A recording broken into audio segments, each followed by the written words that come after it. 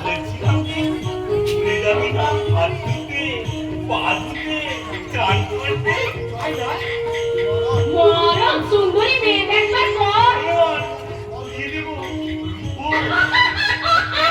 তুমি কি আমাকে দুপুর বেলায় ভিডিওটা আমাকে একটু দেখাতে চাইছো নাকি?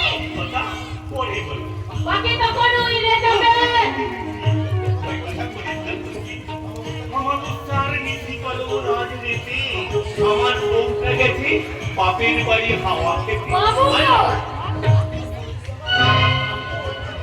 বাবু বাবু তুই করলি আমার কোনায় ঠিক সময়ে তোকে কাজের জন্য এই বাড়িতে নিয়েছে